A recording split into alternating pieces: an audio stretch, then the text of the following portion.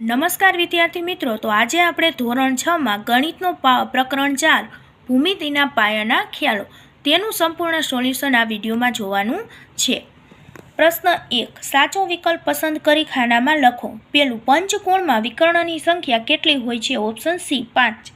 બીજું, આપેલ આકૃતિમાં કેટલા રેખાખંડો છે? તો ઓપ્શન બી 10. 3 અસમરેખ બિંદુઓ આપેલા છે. 2 બિંદુઓમાંથી કેટલી રેખાઓ પસાર થાય? તો ઓપ્શન એ 1. ચોથું, આપેલ આકૃતિઓમાં ખૂણાઓની સંખ્યા કેટલી છે? તો ઓપ્શન ડી 6. પાંચમું, આપેલ આકૃતિમાં કોણ y માટે શું લખી શકાય? તો ઓપ્શન સી કોણ PXY. પ્રશ્ન 2, ખાલી જગ્યા પૂરો. પહેલું, રેખાખંડ AB ને સંકેતમાં ખાલી જગ્યા વડે દર્શાવાય. તો AB અને ઉપર લીટી.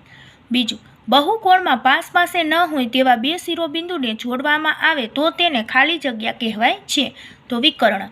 ત્રીજું, સામાન્ય અંત્યબિંદુમાંથી ઉદ્ભવતા બે કિરણો ખાલી જગ્યા રચે છે. તો ખૂણો. ચોથું, વક્રના છેડા જોડાયેલા હોય તો તેને ખાલી જગ્યા કહે છે બંધ વક્ર. પાંચમું, અનંત લંબાઈ સુધી જતી બે રેખાઓ એકબીજાને મળતી નથી તેને ખાલી જગ્યા રેખાઓ કહે છે સમાંતર. છઠ્ઠું, એક બિંદુમાંથી ખાલી જગ્યા રેખાઓ પસાર થઈ શકે અસંખ્ય. સાતમું, ખાલી જગ્યા બિંદુમાંથી એક અને માત્ર એક જ રેખા પસાર થઈ શકે 2. આઠમું, બે રેખાખંડ ખાલી જગ્યા બિંદુમાં છેદે છે 1. નવમું, એક કાગળ પર દોરેલા ખૂણાની ભુજાઓની લંબાઈ વધારવામાં આવે તો ખાલી જગ્યાનું માપ બદલાતું નથી. તો ખૂણા. 10મું, બે રેખા AB રેખાખંડ અને CD રેખાખંડ એને સમાંતર હોય તો તેને સંકેતમાં ખાલી જગ્યા તરીકે દર્શાવાય.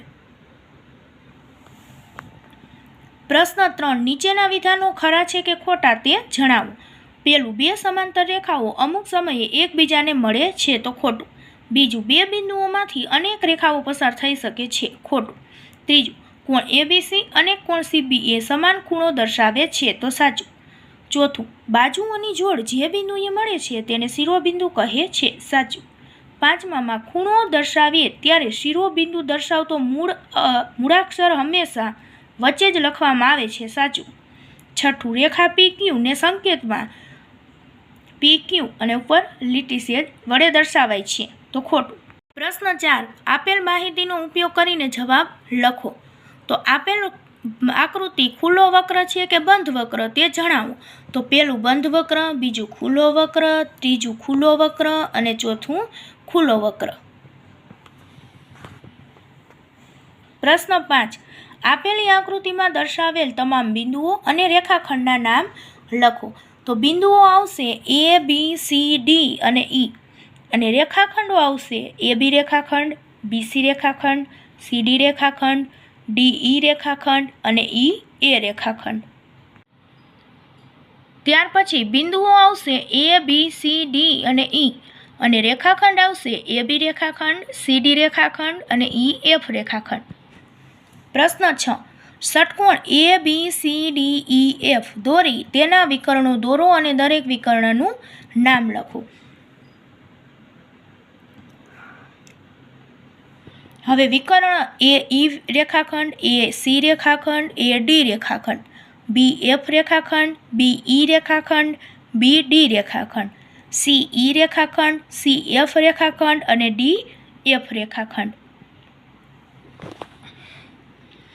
પ્રશ્ન 7, આકૃતિમાં નીચે દર્શાવેલ ખૂણાઓને 3 મૂળાક્ષરોનો ઉપયોગ કરી નામ આપો. પહેલું છે કે ખૂણો 1 તો DBC. બીજું, ખૂણો 1+2 તો ખૂણો EBC.